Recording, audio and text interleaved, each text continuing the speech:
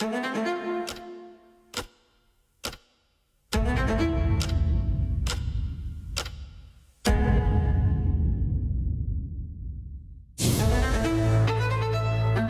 sé si usted es de las personas que se detiene a mirar a su alrededor, las casas, a mí me encanta hacer eso, las casas, los edificios, lo novedoso o el recuerdo de nuestro pasado.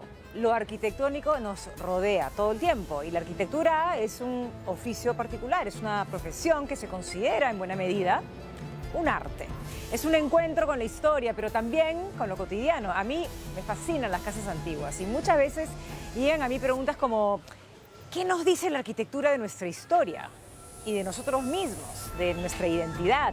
Esta y otras interrogantes son respondidas esta semana en una feliz conversación con Augusto Tamayo. Sí, el reconocido cineasta también es un minucioso investigador que ha volcado su interés en la arquitectura de nuestra capital en libros como Arquitectura de Lima, 1910 a 1950, o también en una cuenta de Instagram que recomiendo entrar a mirar, donde recoge curiosidades de la arquitectura capitalina de ayer y hoy.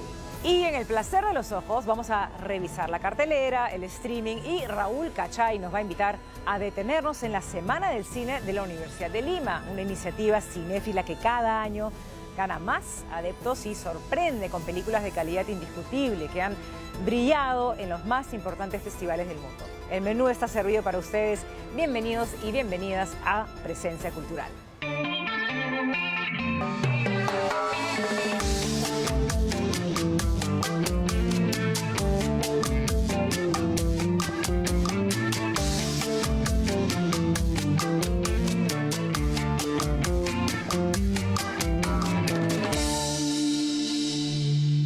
A sus 70 años y con una vida dedicada al cine, tal vez muchos no sepan que Augusto Tamayo siente a la vez una inclinación especial por la arquitectura, por averiguar los secretos de las edificaciones contemporáneas y sobre todo de las que han resistido el paso del tiempo y la historia, como nos lo cuenta en la siguiente conversación.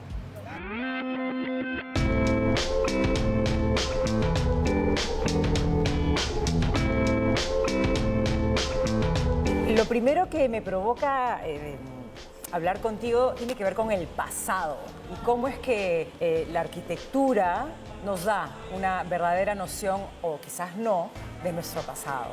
Yo también soy un amante del pasado, lo cual nos lleva a ser amantes de la historia, y la historia está hecha de, bueno, seres humanos, pero está hecha de los acontecimientos que viven los seres humanos y está hecha de los espacios donde ocurrieron los acontecimientos y donde vivieron esos seres humanos.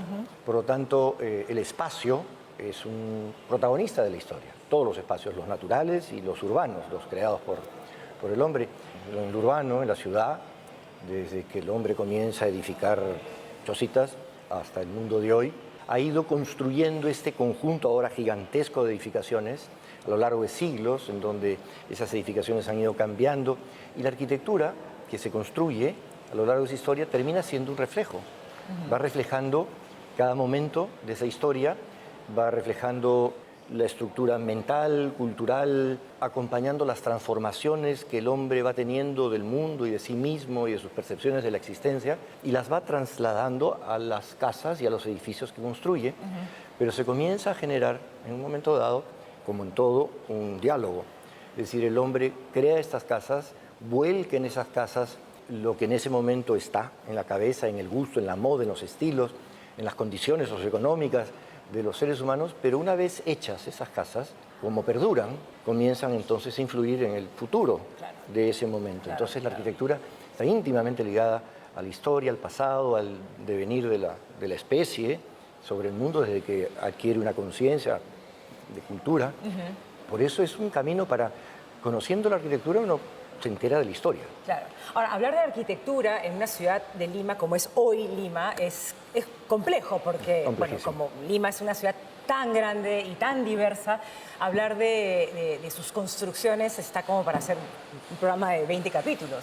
Pero yo sé que tú tienes una fascinación por la arquitectura de fines del siglo pasado, pero también te gustan algunas cosas modernas, lo sé.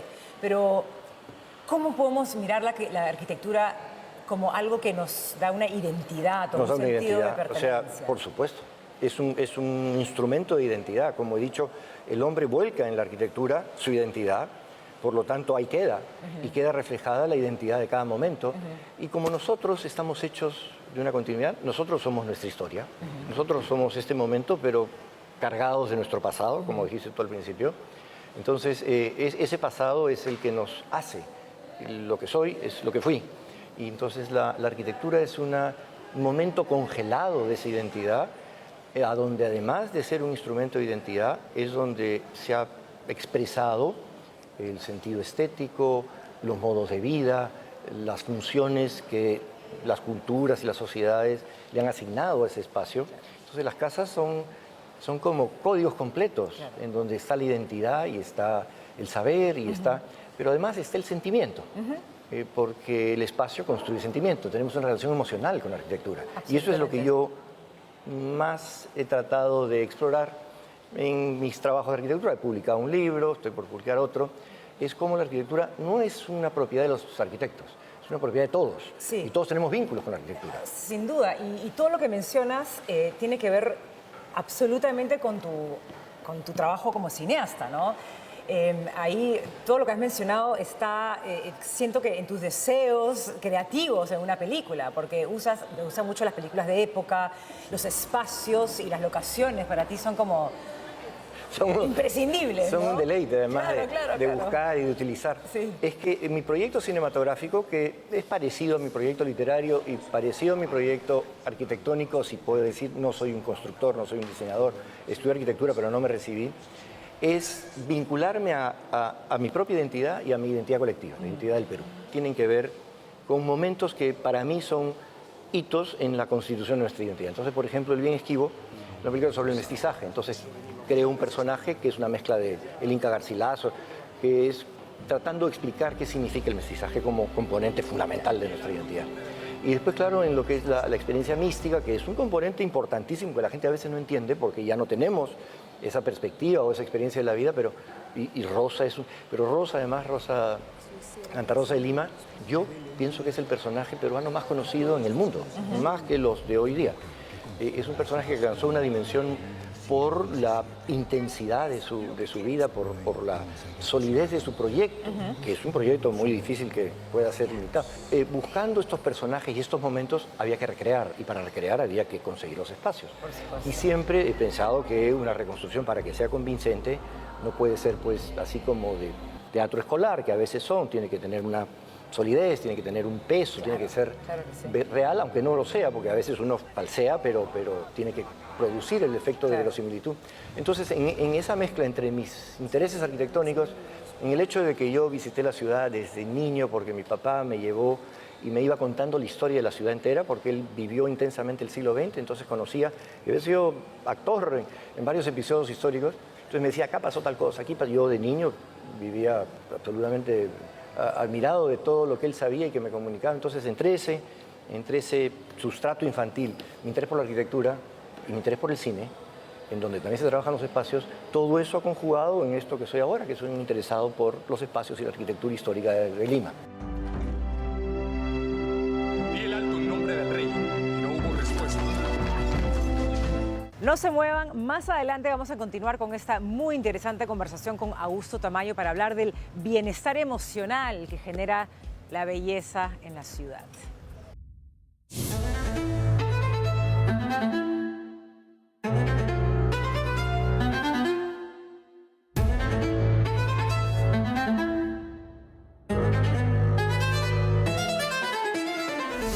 La próxima semana se llevará a cabo uno de los eventos centrales en el calendario cinematográfico y cultural de Lima y del país. La Semana del Cine de la Universidad de Lima, desde el 11 al 18 de noviembre, en su 9ª edición, presentará una programación francamente estupenda. Para empezar, se proyectarán 23 largometrajes internacionales, todos ellos estrenos absolutos en el país. Muchos de ellos vienen precedidos de estupendos comentarios e incluso de reconocimientos y premios en festivales importantes como los de Locarno y la Berlinale. Entre ellos recomiendo, por ejemplo, La Quimera, de la italiana Alice Rohrwacher, que es una de las directoras más notables del cine europeo reciente, de quien pueden ver, por ejemplo, en Netflix la película Lázaro Felice, una cinta extraordinaria.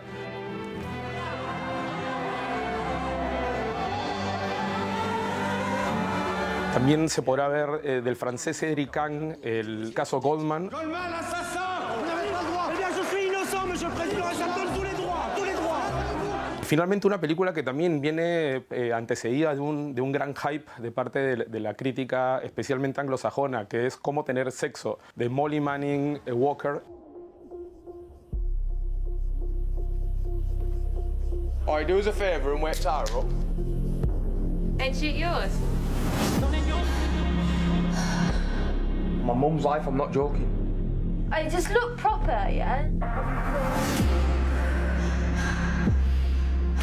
Que es una realizadora muy joven británica y que, como les digo, viene antecedida de comentarios realmente entusiastas de parte de la crítica. También habrá una sección competitiva con 26 cortometrajes y 14 largometrajes nacionales de directores no solo provenientes de Lima, sino de distintas regiones del país. Y bueno, se podrá ver La Muralla Verde de Armando Robles Godoy en una versión restaurada en conmemoración del centenario del gran realizador peruano, un ciclo de cortometrajes también restaurados de Aldo Salvini, y lo mejor de todo es que el ingreso es gratuito. Les recomiendo revisar las redes sociales de la Semana del Cine de la Universidad de Lima o de la misma universidad para cotejar horarios y la programación de las películas, y sobre todo para tener los detalles de cómo conseguir los ingresos, porque como les digo, lo mejor de todo este gran evento es que el ingreso es completamente gratuito. Ya lo saben, del 11 al 18 de noviembre, la Semana del Cine de la Universidad de Lima será un excelente evento para empezar a cerrar el año.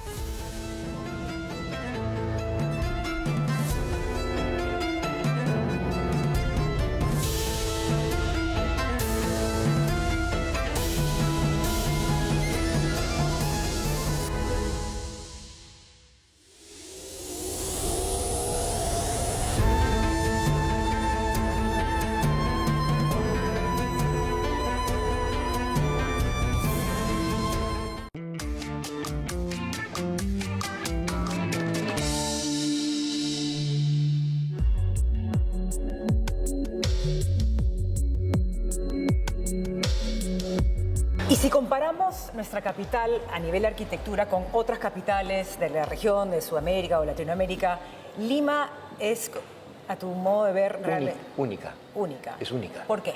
Porque se conjuga aquí, y esto lo han tratado de explicar y de entender muchísimos, se conjugan unas influencias que no aparecen en las otras ciudades hispanoamericanas.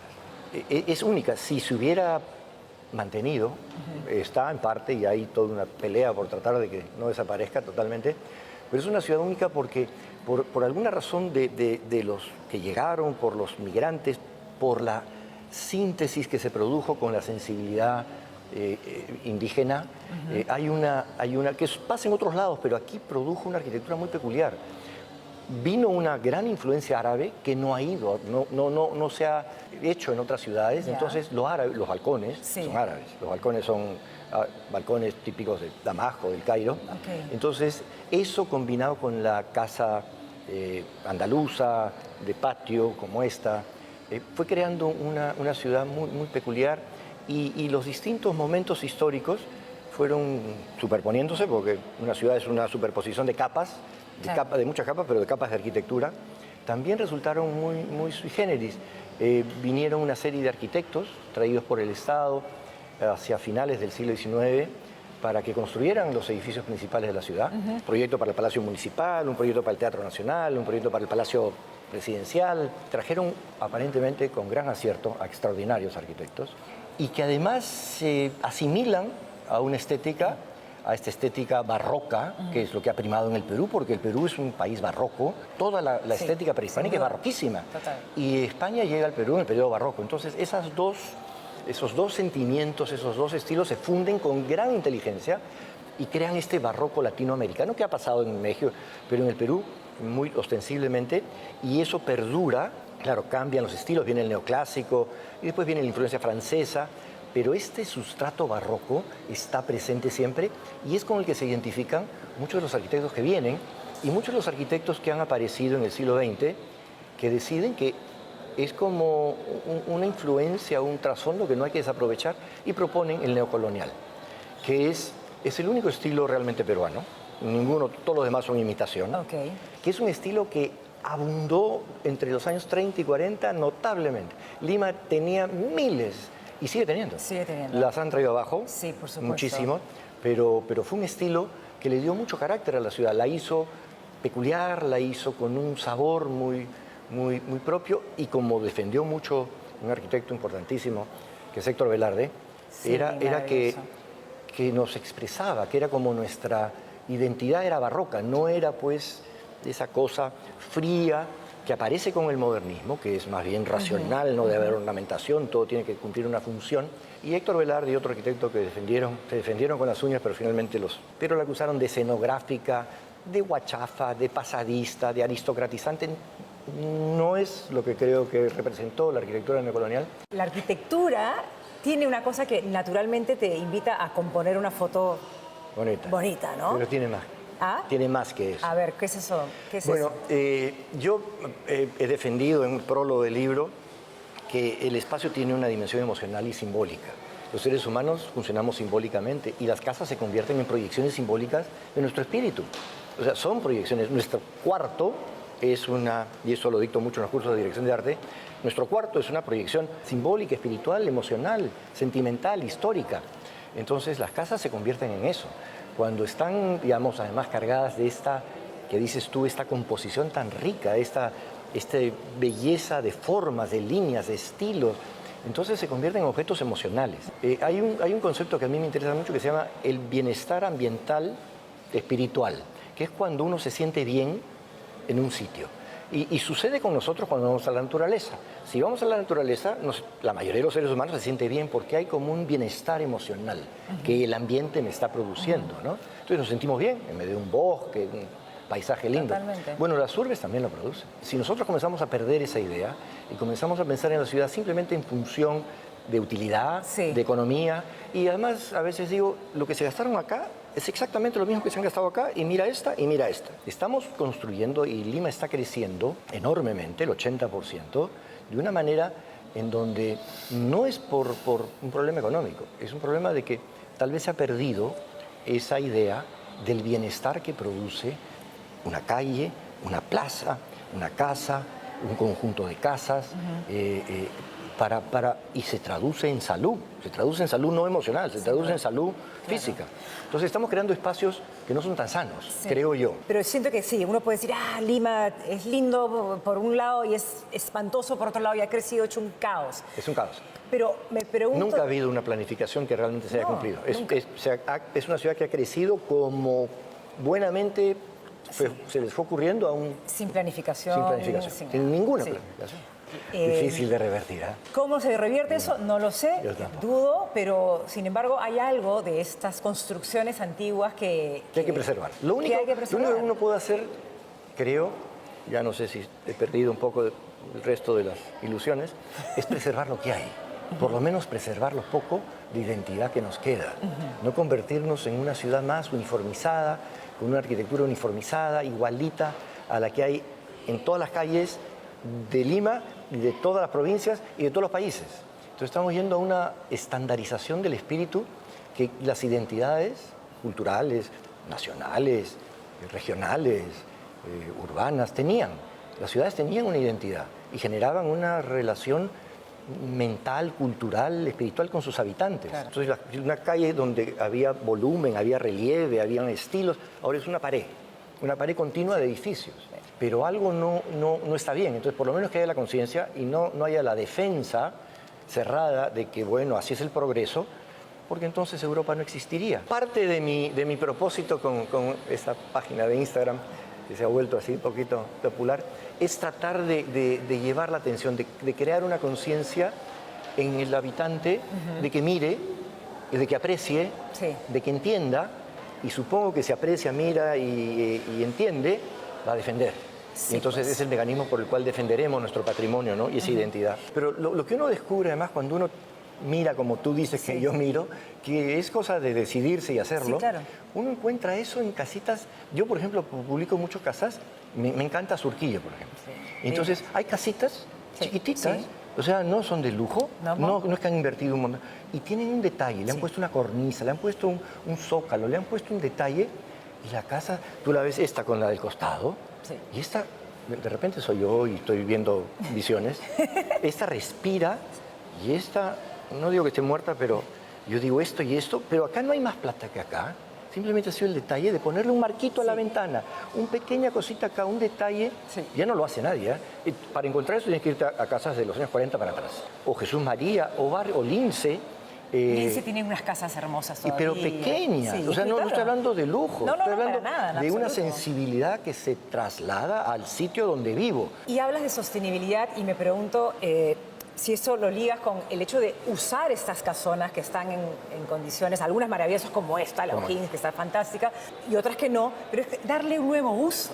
Hay que darle un nuevo uso, porque en algún momento eso, ¿no? los arquitectos que buscaban restaurar, y yo en esa época también, pensaban que debían convertirse, son generalmente habitación. La mayoría de estas casas fueron tomadas en arriendo y viven muchísimas familias, entonces había la idea de que había que restaurarlas, pero devolverlas. Yo ya no creo eso, porque esas familias no tienen la capacidad de mantenerlo. O sea, ese mantenimiento es especializadísimo, requiere de un mantenimiento dinero, claro. todo el tiempo y de mucho dinero. Entonces, la única manera que un centro histórico como este se mantenga es si los edificios principales, esta casa, la Ribagüero, son instituciones. Instituciones que tienen la capacidad de restaurar, como están restaurando la Ribagüero, o un banco, o un museo que tenga algún subsidio. Es la única manera. Bueno, ha sido un placer y espero que esta conversación sirva para que quienes nos están gente mire. mirando, claro, detenerse un poco más a mirar eso, ¿no? Lo que te puede generar la belleza de una casa pequeña, grande, lo que fuera, con esa cualidad arquitectónica que ojalá que no se siga de... No desaparezca.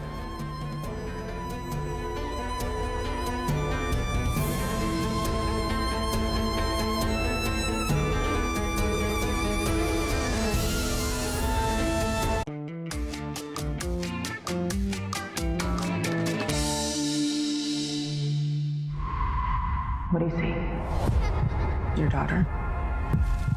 The park? Wasn't paying attention. Just for a second. Se acaba de estrenar en nuestra cartelera comercial Hipnosis, Arma Invisible, la película más reciente del director Robert Rodríguez. Es un realizador muy particular que comenzó su carrera sumamente joven en el año 92 con la película El Mariachi, que llamó la atención de la crítica y sobre todo de los productores de los estudios de Hollywood porque pudo, digamos, costear la producción de la película con unos pocos cientos de dólares y finalmente logró una gran recaudación y sobre todo lo proyectó como un director interesante que hacía como un hombre orquesta en sus producciones, porque no solo se encargaba de dirigir, sino también de editar, de la dirección de fotografía, de los guiones de sus películas, que es algo que ha mantenido a lo largo del tiempo. Lo cierto, sin embargo, es que esa promesa, digamos, de un autor interesante, de un autor independiente, con una voz muy particular y distinta, creo que no se terminó de cumplir. Más que un autor, yo diría que Robert Rodríguez se convirtió en una especie de todoterreno del cine. La mejor prueba de ello es la saga de Spy Kids, que es una saga de películas familiares para niños que ya creo que tiene 5 largometrajes, una serie animada y hace muy poco se hizo un reboot, un reinicio de la historia que ya puede verse en Netflix. Esta última película de Robert Rodríguez, Hipnosis, quizás no vaya a contarse entre las cintas más notables, digamos, de Robert Rodríguez, como por ejemplo From Dusk Till Dawn o Machete, incluso Sin City, que codirigió con Frank Miller, el autor de los cómics. Son todas películas en las que Rodríguez despliega pues, su afecto por el cine de género, por el cine de explotación de los años 70, por la llamada serie B o cine trash. Hipnosis es más bien un thriller policial que, si bien tiene elementos del cine de ciencia ficción, es bastante convencional, pero a la vez es una película muy entretenida, con un Ben Affleck que, como siempre, está bastante bien en el papel principal, y también con la brasileña Alice Braga, que es una actriz bastante interesante que, desde que apareciera en el radar del cine latinoamericano en Ciudad de Dios, no ha dejado de obtener papeles importantes y de posicionarse en Hollywood. Es quizás uno de los estrenos más interesantes de la última semana, y como les digo, Robert Rodríguez es un director al que vale la pena seguirle la pista, aunque tenga una filmografía ciertamente irregular. Hipnosis, Arma Invisible, ya está en los cines. You don't know who you're dealing with.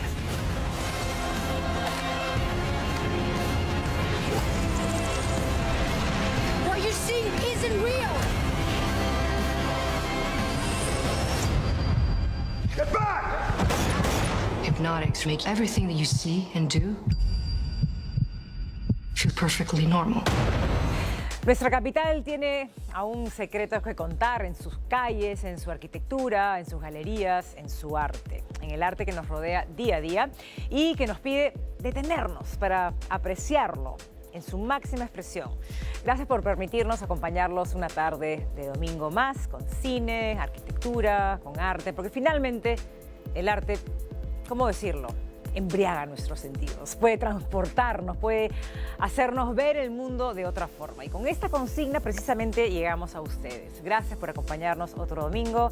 Se va acabando el año, se acerca el aniversario número 42 de Presencia Cultural y no podemos estar más contentos de saber que vamos a pronto celebrar con ustedes, así como celebramos cada domingo el poder compartir estas historias. Nos encontramos el próximo domingo a las 6 de la tarde con más novedades y más cosas que descubrir del arte peruano aquí, en Presencia Cultural.